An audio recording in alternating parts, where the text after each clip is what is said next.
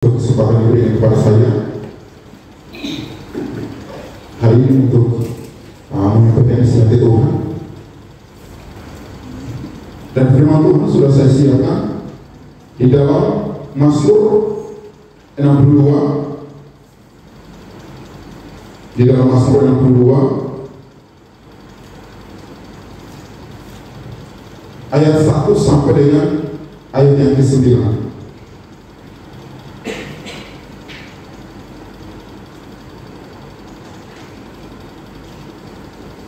Mazmur 62 ayat 1 sampai dengan ayat ke-9. Kita akan bacakan bergantian. Semua sudah mendapatkannya? Kita akan bacakan bergantian sampai dengan ayat ke-9. Perasaan tenang dekat Allah. Untuk pemimpin bidua menuruti tutur Mazmur Daud, hanya dekat Allah saja aku tenang, daripadanya lah keselamatanku. Hanya Dialah pembantuku dan keselamatanku, kota bentengku, aku tidak akan goyah. Amin. Berapa lamakah kamu hendak menyuruh seseorang, hendak merenungkan dia, hai kamu sekalian, seperti terhadap dinding yang gini, terhadap tembok yang roboh. Mereka hanya bermaksud menghempaskan dia dari kedudukannya yang tinggi. Mereka suka pada dusta, dengan mulutnya mereka memberkati, tapi dalam hatinya mereka menutupi. Hanya pada Allah saja kiranya aku tenang, daripadanya harapanku. Hanya Dialah pembantuku dan keselamatanku, kota bentengku, aku tidak akan goyah.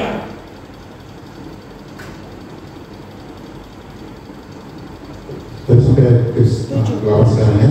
Pada Allah adalah keselamatanku dan kemuliaanku, gunung batu kekuatanku, tempat perlindunganku ialah Allah. Percayalah padanya setiap waktu hai umat, curahkanlah isi hatimu di hadapannya. Allah ialah tempat perlindungan kita. Kita akan bacakan kembali ke-9, 1, 2, 3. Percayalah kepadanya setiap waktu hai umat, curahkanlah isi hatimu di hadapannya. Allah ialah tempat perlindungan kita. Amin. Baik puji Tuhan, dari pembacaan firman Tuhan pada pagi hari ini saya memberikan satu tema sederhana bagi kita, yaitu lebih baik curhat kepada Tuhan daripada curhat kepada manusia. Amin.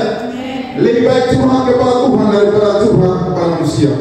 Jika kita melihat beberapa dari bacaan ini dan kita melihat ke belakang, dari pasal yang kedua ini tidak serta-merta Raja Daud menyampaikan, menuliskan kebenaran ini, tetapi kita melihat bahwa ini adalah pengalaman Raja Daud yang sangat luar biasa, kisah-kisah yang sangat luar biasa di dalam pengiringan dia, di dalam kepercayaan dia kepada Tuhan. Ini sangat luar biasa, dan bagi saya ini raja yang paling unik dan sangat luar biasa. Kalau kita mau melihat kehidupan Raja Daud, mau dibilang ini hampir sempurna, walaupun ada satu kekurangan, kegagalan yang paling fatal, yaitu dia melakukan perzinahan dengan istri Uria. Itu yang paling parah. Tetapi luar biasa, walaupun dia melakukan pelanggaran yang fatal itu, tetapi pada saat Nabi Tuhan datang kepada dia untuk mengingatkan, menyadarkan akan pelanggarannya, dia menyesal. Dan ada satu kalimat yang saya paling suka. Dia katakan seperti ini, jangan mengambil rohmu yang kudus daripadaku. Ini sangat luar biasa. Kita melihat kejatuhan yang paling parah itu, tetapi kesadarannya untuk bangkit dari keterpurukan itu sangat luar biasa.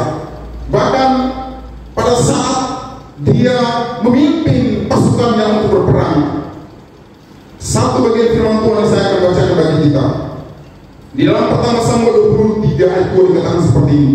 Bertanyalah Daud kepada Tuhan, apakah aku akan pergi mengalahkan orang Filistin itu?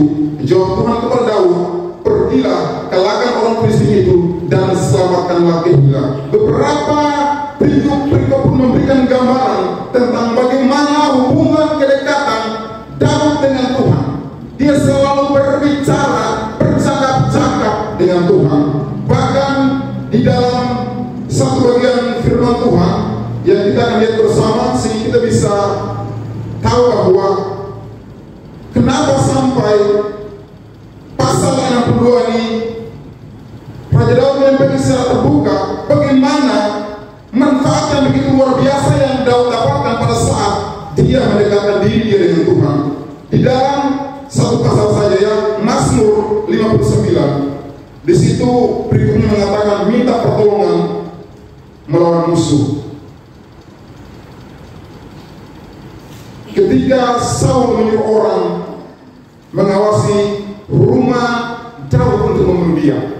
Jadi kalau kita melihat sebelum pasal 62 ini, dalam ayat pasal 59 ini, kita melihat ada permasalahan yang begitu luar biasa. Dan ini bukan masalah yang kecil. Ini menyangkut dengan nyawa dia. Masalah yang sangat besar, tetapi luar biasa. Dan beberapa ayat yang tadi saya sampaikan, cara Raja Daud mengatasi masalah ini sangat berbeda sekali. Firman Tuhan katakan bahwa dia lebih banyak berbicara dan curhat dengan Tuhan. Kalau kita melihat akhir-akhir ini dan kita kaitkan dengan tema khotbah pada pagi hari ini, kemungkinan besar antara kita yang hadir saat ini ada yang mungkin berpikir seperti ini. Kenapa kita harus lebih banyak curhat kepada Tuhan? Bukankah curhat kepada Tuhan itu lebih bagus? Sesuatu yang terlihat dengan kasat mata, kita mendengarkan secara langsung. Bukankah itu jauh lebih bagus berbicara dengan istri kita, suami kita, curhat dengan tetangga kita, keluarga kita, orang terdekat kita? Bukankah itu jauh lebih penting? Sesuatu yang kita bisa dengar langsung. Tetapi kita akan belajar bersama pada pagi hari ini, mengapa kita harus lebih banyak curhat kepada Tuhan. Walaupun kita curhat kepada Tuhan, tidak serta-merta kita langsung melihat jawabannya. Walaupun membutuhkan proses. Amin. Membutuhkan proses. Betul 3:11 kali dikatakan, segala sesuatu indah pada waktunya. Waktu Tuhan tidak sama dengan waktu kita. Memang membutuhkan waktu, tetapi dia pasti akan berakhir dengan kepastian. Ada beberapa hal yang kita akan belajar bersama. Mengapa kita harus lebih banyak curhat kepada Tuhan daripada manusia? Kita akan melihat ayat yang kedua dan ayat yang ke-6. Firman Tuhan katakan seperti ini. Ayat yang kedua, hanya dekat Allah saja aku tenang, daripadanya lah keselamatanku. Hanya dekat Allah saja aku tenang. Ayat yang ke-6 dikatakan seperti ini, hanya pada Allah saja kiranya aku tenang, sebab daripadanya lah harapanku. Pelajaran pertama, keuntungan pertama yang kita akan dapatkan jika kita lebih banyak curhat kepada Tuhan, yaitu ketenangan dan kedamaian sejati. Itu yang pertama. Makanya Matius 11:11 dikatakan seperti ini, marilah kepadaku semua yang letih dan berat, aku akan berikan kelegaan kepadamu. Bukankah ketenangan kita itu jauh lebih penting dari apapun yang kita miliki dalam kehidupan kita? Kita punya harta yang banyak, kita punya jabatan yang besar, tetapi kalau kita tidak memiliki ketenangan yang sejati, kita tidak akan maksimal dalam bekerja. Kita mendengarkan banyak sekali kisah-kisah orang-orang yang berhasil, para artis, orang yang punya jabatan yang besar, punya harta yang banyak, tetapi terakhir bunuh diri juga. Sehingga kita mendengarkan seperti itu. Bahkan Lili Basri menjadi saksi. Ada banyak orang yang menghabiskan nyawanya di situ. Bagi mereka mungkin jembatan Lili betul menyelesaikan masalah, tetapi itu bukan akhir dari segalanya. Ada kehidupan yang kita akan hadapi setelah kita mati.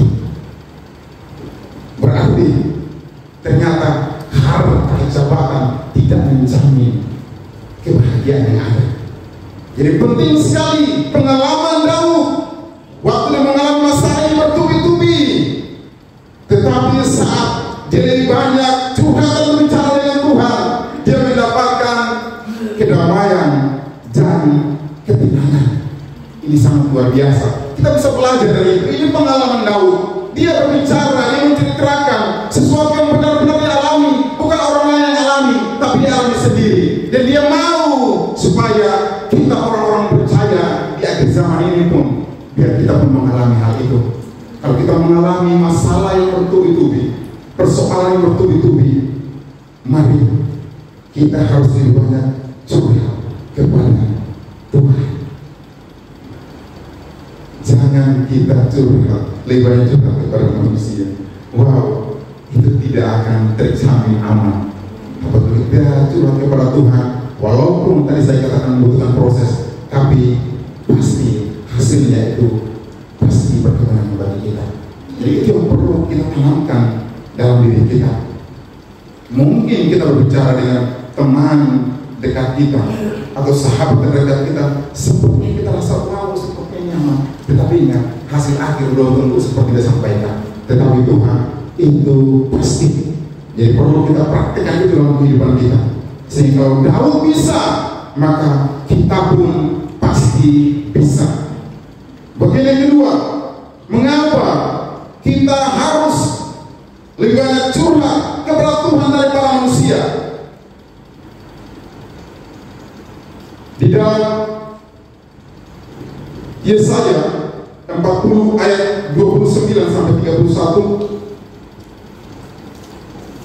dan juga di dalam pembacaan kita pada ayat 3, ya saya akan bacakan bagi kita. Ayat yang ketiga dikatakan seperti ini: hanya Dia gunung batuku dan keselamatanku, kota bentengku, aku tidak akan goyah. Hanya Dialah gunung batu dan keselamatanku, kota bentengku, aku tidak akan goyah.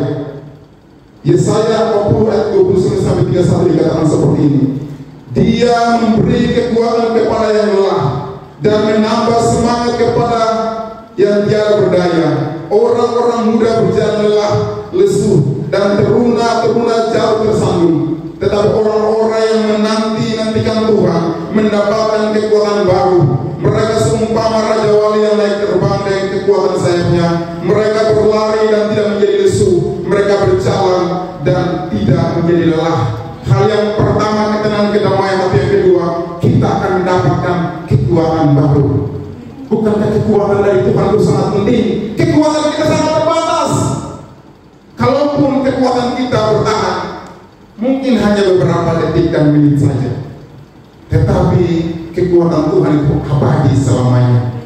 Jadi kalau kita lebih banyak berbicara dengan Tuhan, curhat dengan Tuhan, lewat doa-doa kita, lewat kita membaca firman Allah, lewat pujian penyembahan kita, percaya Dia akan memberikan kekuatan kepada kita, sehingga kekuatan itu akan memampukan kita untuk bisa bertahan dalam segala keadaan. Amin. Bisa bertahan dalam segala keadaan. Kekuatan kita berapa sih? Jadi jangan kita kaget kalau ada orang-orang dipakai Tuhan secara luar biasa. Puluhan tahun yang lalu, 5 tahun yang lalu, hari ini murtad karena memang dia manusia. Kalau begitu, sia-sia kalau kita mengandalkan kekuatan kita.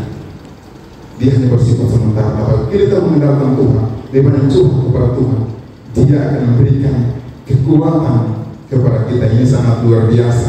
Dan setiap kita yang hadir pada pagi hari ini pasti sangat merindukan kekuatan itu.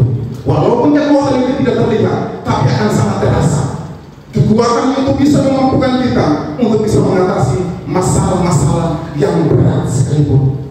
Maka dalam Injil Matius 28 dikatakan bukan masalah ringan, bukan masalah sedang, tapi masalah berat.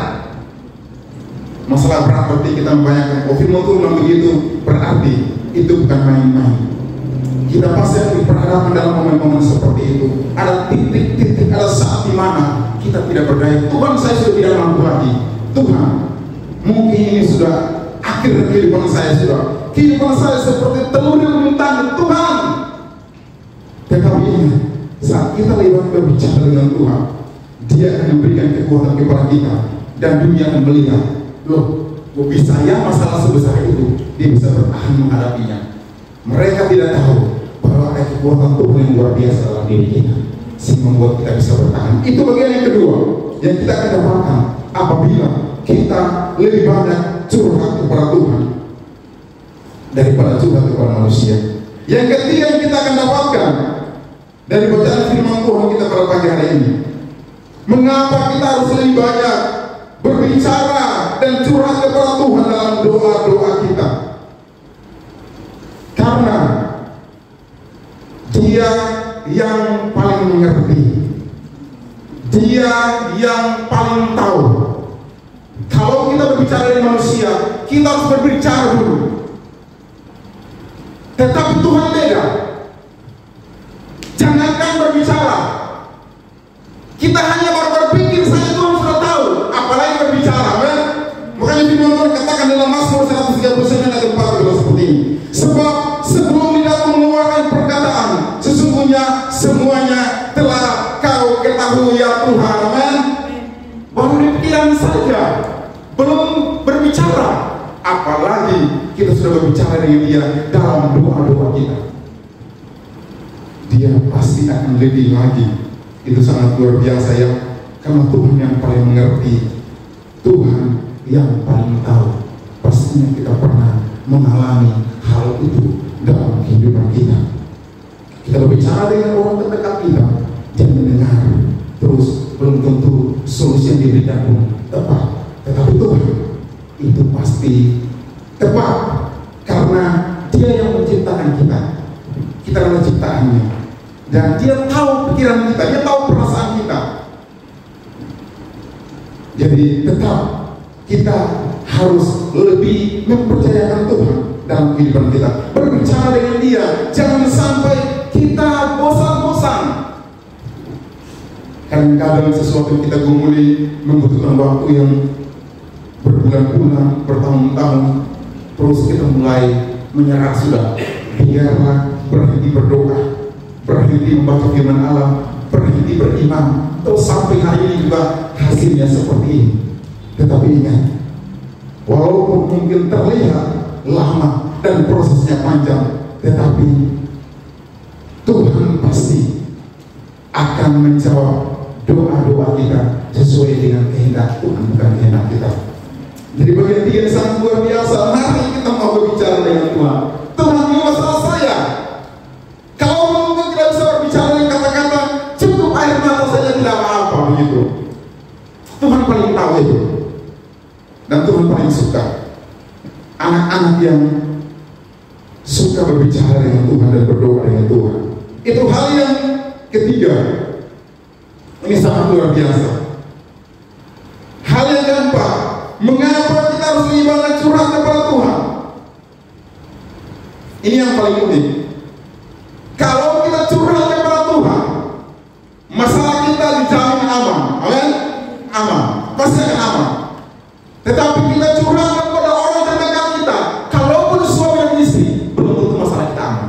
Belum tentu. Apalagi keluarga dan tetangga kita. Kita berbicara dengan tetangga kita sampaikan masalah kita. Aduh kawan, saudara, saya bermasalah seperti ini. Hanya lu yang tahu. Beta curhat dengan lu. Oh iya, bermasalah aman. Dia pergi bertemu dengan salah satu teman paling dia percaya. Dia bilang, kawan, kita baru tahu nih, wah ini bermasalah seperti ini. Tapi ingat lu sendiri yang tahu. Lu jangan bicara dengan siapa-siapa. Ya, sudah 2 orang yang tahu. Itu akan melebar kemana-mana. Orang bilang mulut geram. Kalau kita berbicara dengan tetangga teman terdekat kita, itulah hasil yang kita akan dapatkan. Belum tentu rahasia kita aman, apalagi kita curhat di media sosial. Itu lebih kasus lagi. Apalagi mungkin kita kesenai. Lu tunggu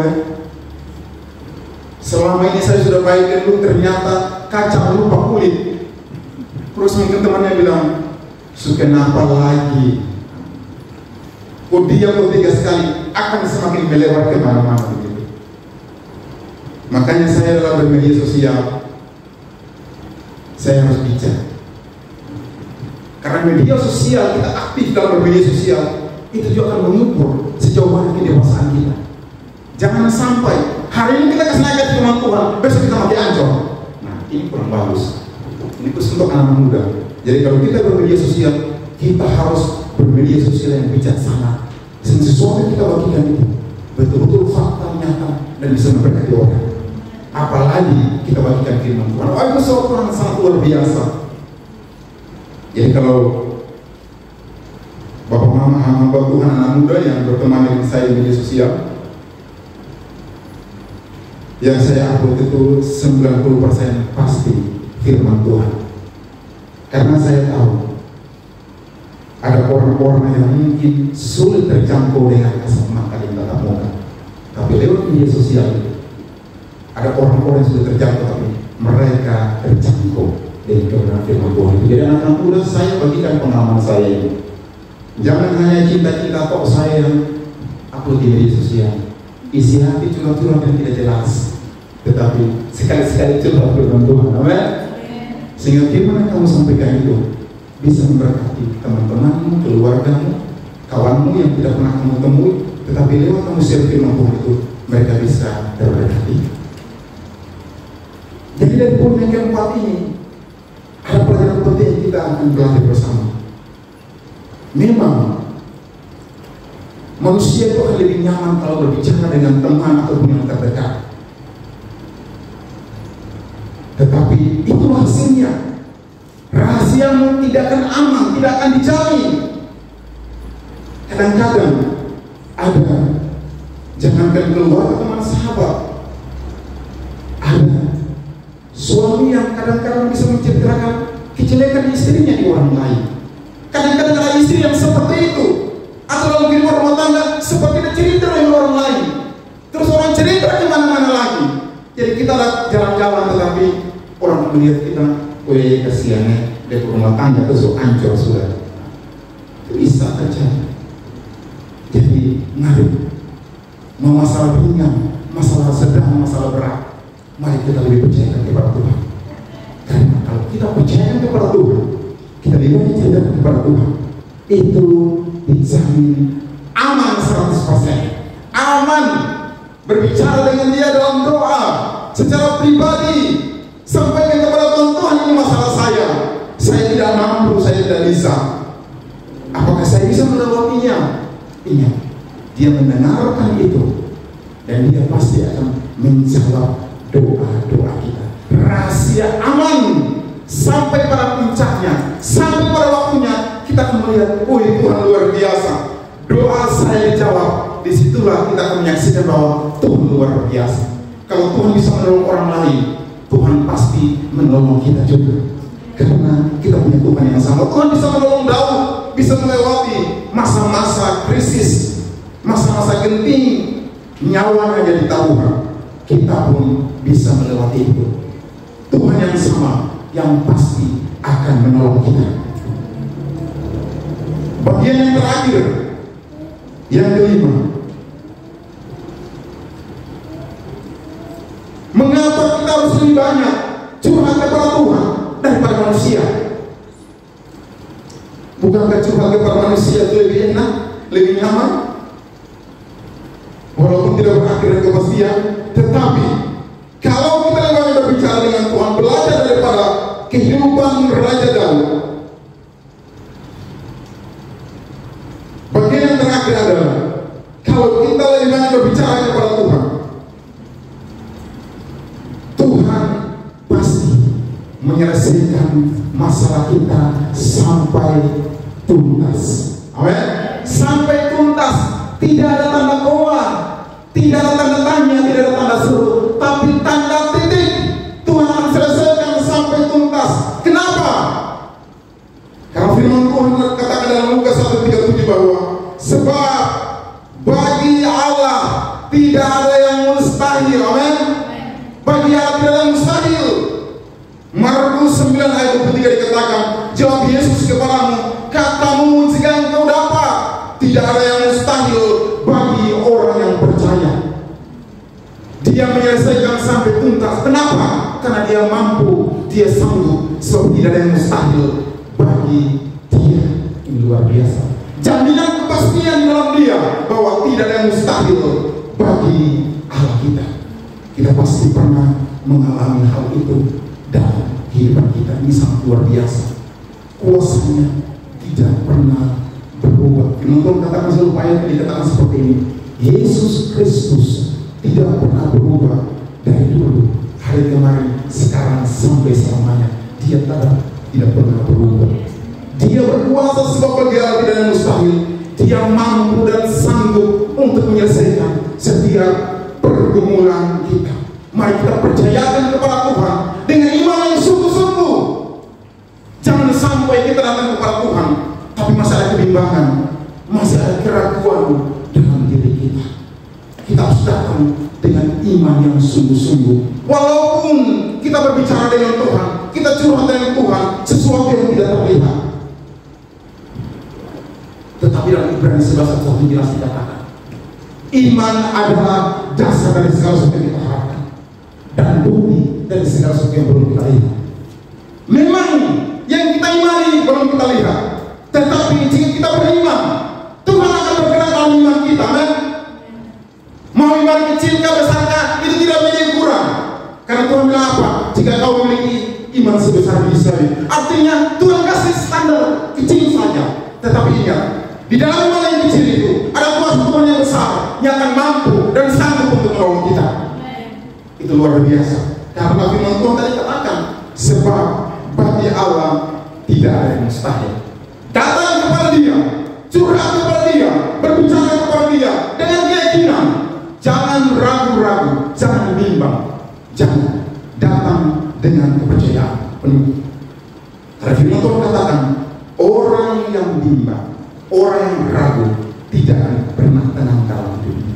Tetapi kalau kita datang dengan penuh keyakinan, akan ada kepastian tentang masa depan, akan ada kepastian terkait dengan masalah dan persoalan kita. Baru-baru saya mengalami suatu pertemuan, istri saya masih di Kupang. Saya bertemu dengan 3 permasalahan.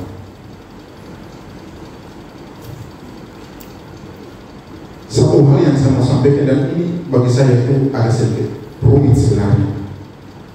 Saya dipercayakan untuk menjadi bendahara, dan uang saya kelola sekitar ada 296.400.000, hampir 300 saya kelola itu. Dan ada satu rekan bilang begini, Pak Elim, saya pinjam dulu. Saya bilang begini, ingat, ini bukan uang saya bendahara, sayanya dititipkan saja, dan saya harus bertanggung jawab kepada pimpinan. Oleh anak saya, besok saya sudah kasih.